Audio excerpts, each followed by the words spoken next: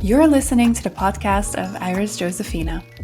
If you're passionate about exploring the menstrual cycle, cyclical living, body wisdom, personal growth, spirituality, and running a business in alignment with your natural cycles, you're in the right place. I'm Iris. I'm an entrepreneur, functional hormone specialist, trainer, and coach, and I am on a mission to share insights, fun facts, and inspiration I discover along the way as I run my business and walk my own path on Earth. Here, you'll hear my personal stories, guest interviews, and vulnerable shares from clients and students. Most people know me from Instagram, where you can find me under @CycleSeeds, or they have been a coaching client or student in one of my courses. I'm so grateful you're here. Let's dive into today's episode. Hey loves, welcome to a new episode of the Inner Rhythms podcast. Today, I would love to talk about something that so many of us carry, often in silence, and that is shame. And I particularly want to talk about how it weaves itself into our experience with our menstrual cycles, but also more aspects of our cyclical continuum. So our coming of age, our first periods, cervical fluid, being pregnant, having body changes while pregnant, giving birth, all of these are connected. And it often starts with coming of age. Shame is such a strong emotion. It's sticky. It clings to our body. It clings to our psyche. And it's a very misunderstood emotion. So I want to talk about this because I was thinking about this so much, and I've had some clients who are well in their 30s and they are still living under the heavy cloak of shame. And so I want to talk about this with you because I know it's a feeling that many of us have had in their lives. And maybe you are at a corner of your life where you're like, oh, I've overcome my shame. And we can experience shame in different layers. We can experience shame about experiences that we had that we didn't have control over. We can have shame about our body functions, about our behaviors. And I just want to take a moment to completely unpack that with all of you. And hopefully this episode can help you understand your experience of shame and how you can potentially overcome it, or at least develop a sense of compassion for it. So I want to begin with sharing with you and explaining what is shame really. And I want to start by saying that shame is different from guilt. So guilt says, I did something wrong. Shame, on the other hand, says, I am something wrong. And this is why shame is such a heavy feeling. It doesn't just sit in our thoughts and our heads, but it also wraps itself almost like around our identity. And when you feel shame, you are no longer in connection with the truth of who you are. Let that sink in. You are seeing yourself through the distorted mirror of someone else's judgment, someone else's expectation, or someone else's projection. And shame is taught behavior. It's learned behavior. It's something that develops within us in reaction and relationship to our environment and the people around us. And I often say shame only exists in relation to the outside world. It cannot live in isolation. And it's basically coming to life when we place ourselves against the eyes or standards of others. And it's really on the lowest of lowest end of frequency and vibration that we can be in with ourselves when it comes to connection. We completely lose connection with who we are, the truth of who we are and ourselves when we are in the vibration of shame. Now, there is different types of shame that we can experience, and I want to unpack those with you so that you can start to recognize it in yourself. And I really want to differentiate between a healthy, short-lived shame that is basically a teacher versus toxic shame. So I want to name that shame isn't always quote unquote bad. And when we look at healthy shame, it's more like a humility. It reminds us of our humanness, our limitations.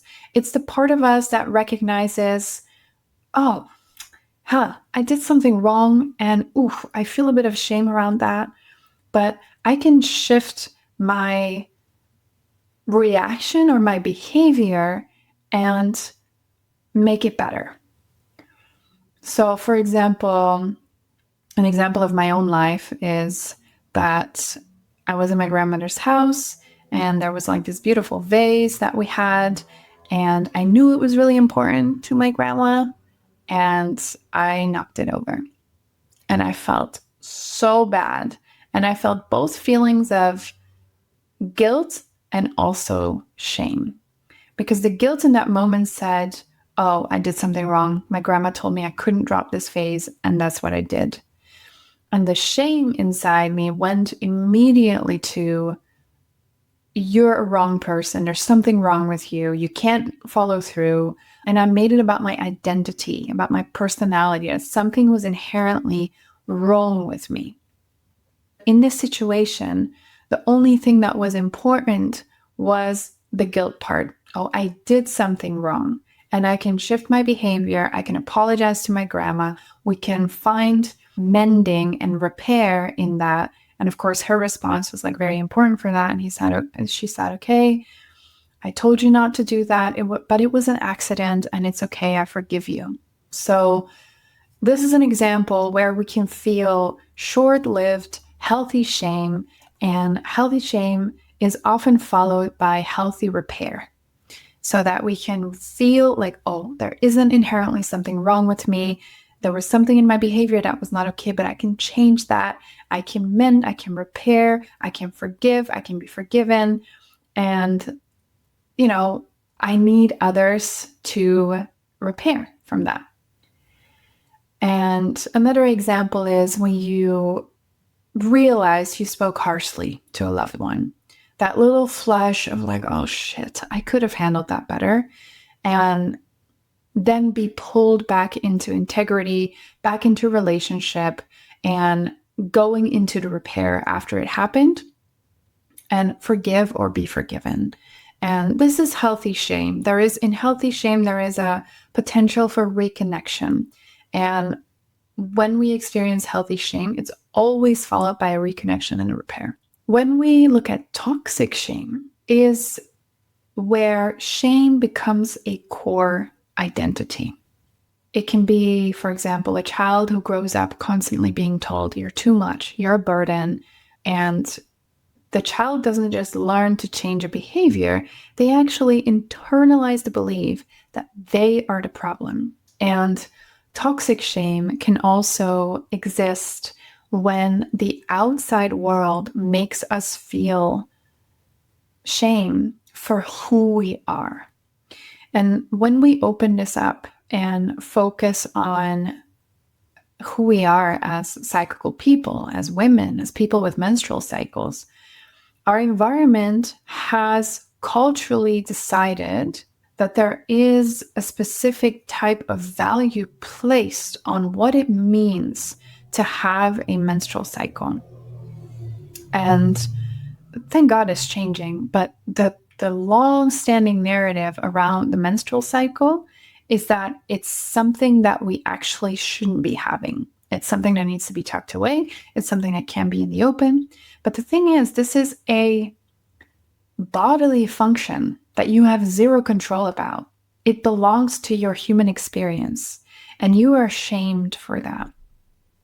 The same goes for when people are shamed for their gender identity or their sex, for that matter.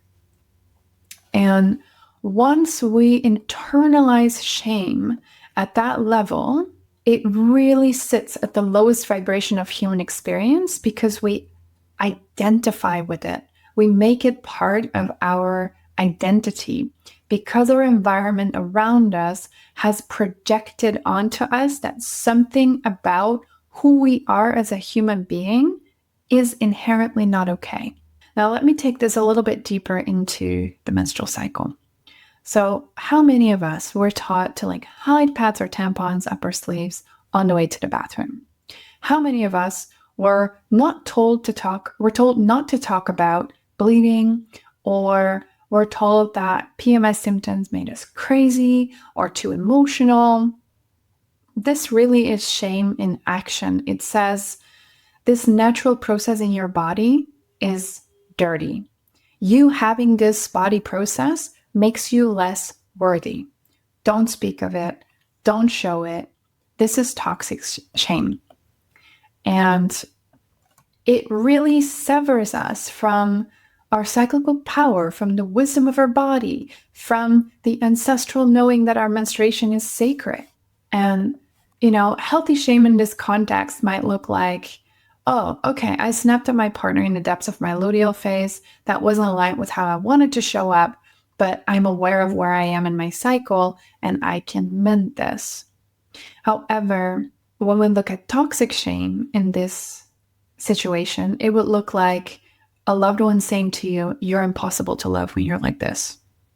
You'll always be too much. You feel the difference.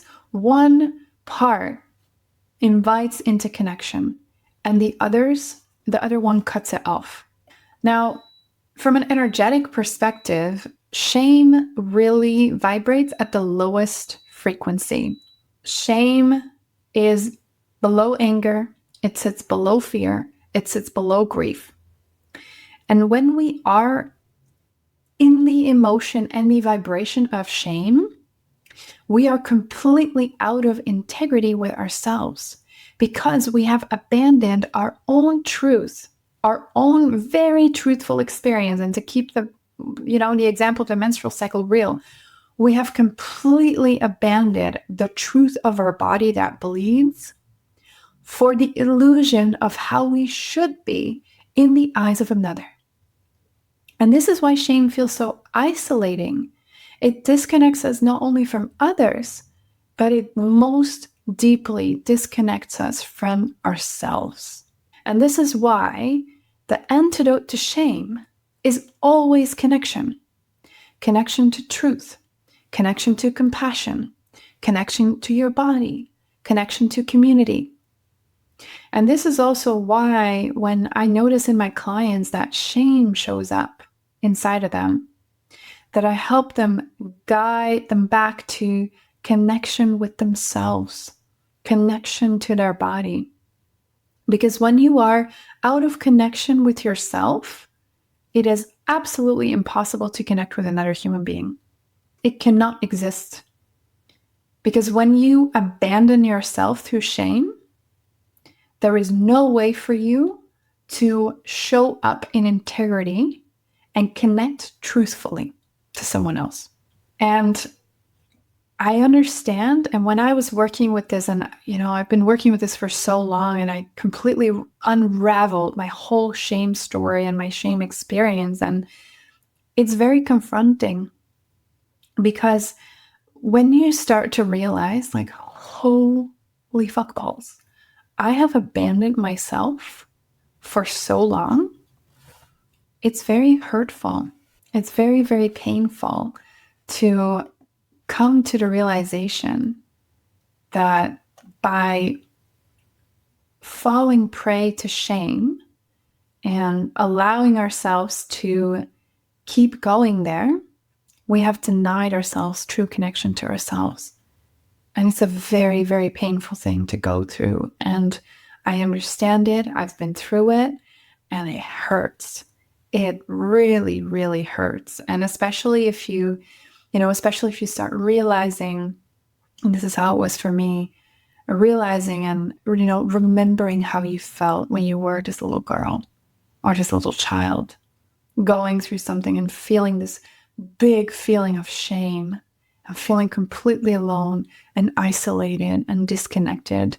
Like, it's painful when you realize this about your younger self. Like, I cried such deep sadness about this when I realized, like, oh my God, like little Iris has felt so disconnected and so alone from herself and her community and her family and her parents and her friends when she was so deep in the gutters of shame. And it hurts. And I feel shame is one of the most hurtful feelings that we can experience as a human being because it's completely isolating. And it's scary to feel like that because as humans, we are wired to connect. And when we feel completely out of connection, it's such a scary feeling. It makes you feel like you're the only person in the world and nobody understands you. You're on your own. And it's so painful. And it's such a painful vibration and frequency to be in.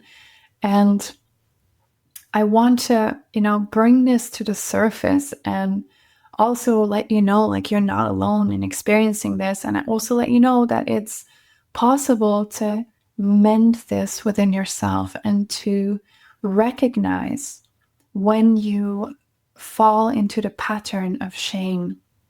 And it can happen very suddenly because many of us have a lot of like shame experiences when we were younger, when our brains were like naturally wired. So usually, and unfortunately, these patterns of shame are like very deep and we've developed them from a very young age. So they're very hard to break as well. But I do want you to know that it's possible.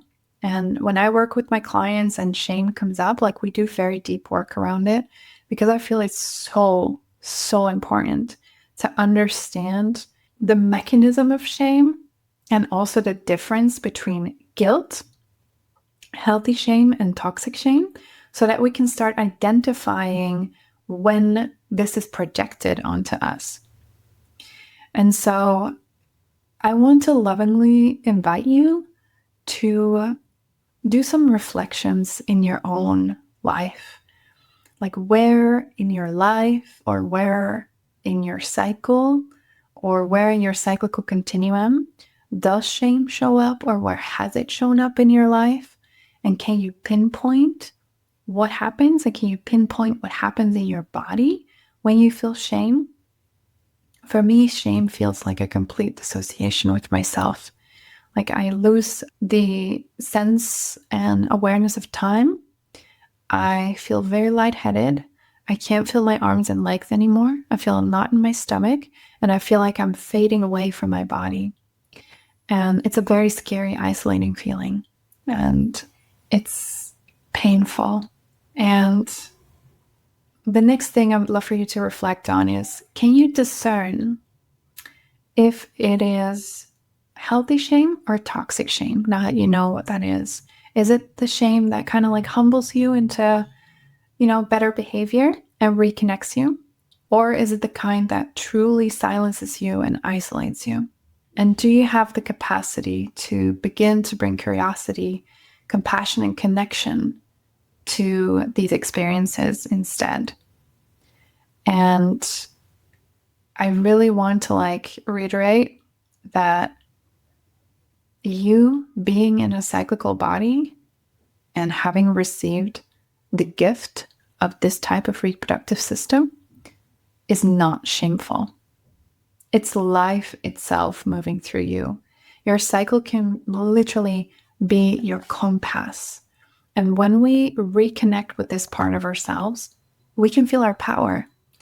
And my personal belief is also that shame is a tool. It's a tool from oppressors. It's a tool from organizations and governments and societies where they want to have control over you. Because when you are in the lowest vibration that the human body can be in, which is shame, it is very easy to control. It's very easy to control you when you are in a energy of shame. This is also why, when we experience sexual trauma or intense, boundary crossings, the perpetrator will always try to make you feel shame. And when you're not trained or aware about the fact that shame is the lowest frequency we can be in, and it's the place where people can easily control you, it's very easy to spiral into it and feel very isolated and feel very disconnected so that others can have power over you. When shame doesn't exist, or when you are aware that there is shame and you mend it and you constantly are able to reconnect with yourself, you connect with your power, you connect with your integrity, you connect with your authenticity, you connect with your own inner truth. Nobody can have control over you because it's the part of you where you can feel the most connected. Like when we feel the most connected and at ease with ourselves, we can feel our boundaries. When you are in shame, your boundaries become very blurry because you dissociate from your body and also your mind and your thoughts and your perception of where your boundaries are. So an important part of my work, especially with my one-to-one clients, is about, have you worked with your shame? How is shame shown up in your life and in your body and in your cyclical continuum? Are you aware what kind of shame it is? And can you come back to connection with yourself? And I really feel that in all of the work that I do, repairing connection to self and our bodies is one of the most powerful things that we can do. Because when we never leave ourselves behind, other people cannot control us. The moment we leave ourselves behind, when we abandon our own truth for the illusion of how we should be in the eyes of another, we are always in our power.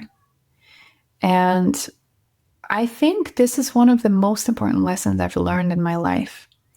And I have been feeling this strength within myself for a very long time. But I feel that when I started doing this work and unpacking this whole journey with myself, this has been the most important aspect, because when you unpack shame and when you repair and reconnect with yourself, you can also redefine everything that you've ever learned. You can start adjusting your belief systems. You can dive into like, okay, what do I believe about myself? And how much of what I believe about myself is actually a projection of others and not necessarily my own truth? So this is such powerful work. It's immensely powerful. And I know that even me sharing about this has like things moving in your brain. When we talk about shame like this, and I've experienced this in groups with people, when someone starts unpacking the meaning of shame in front of you, this is where your process starts. And I know that everyone who listens to this podcast has this process started. And I know that you felt shame in your life. And I know that it has never been your most powerful experience of yourself because you've been disconnected from yourself when you're in shame. And I know that when I explain all this to people, things start shifting. Things start moving. There's an awareness that happens. And this is where the repair starts. You start to understand what shame is. You start to understand it's the lowest vibration and frequency we can be in as a human being. And we can work ourselves out of this. And the antidote to shame is always connection. Connection to truth, connection to compassion, connection to yourself, connection to your body, and connection to your community and your loved ones. And maybe even your purpose. And I would love for you to take a moment after you've listened to this episode to just journal or go on a walk and let all this information sink in. And be in a place where you feel safe, where you feel connected, so that you can start relating to shame and your healing of shame from a place of connection. Thank you so much for, making it to the end of this episode. Thank you for being here with me today and being open to receive. I know this is a very difficult topic for many of us, and many of us run away from this topic. And if this resonated with you, share it with a friend who might also need to hear these words. And as always, my invitation is to stay connected. Stay connected to your own truth. Stay connected to your cycle. Stay connected to your body. And I will see you in the next episode. And please, if you feel like you want to share your experience with me about, you listening to this episode, feel free to drop me an email at info@cycleseeds.com. Send me a DM on Instagram over at cycleseeds, or drop a comment below this episode, depending on where you're listening to it. Thank you so much for tuning in, and I'll see you next time. Okay, this wraps up today's episode. Thank you so much for listening. Want to know more about me? The best way to reach me is via @cycleseeds on Instagram. And if you heard something today and you think, oh my God, wow, I learned something new, feel free to share the podcast on your social media and tag me, or leave a review or rating. In this way, you help me reach more people like you. Thank you so much.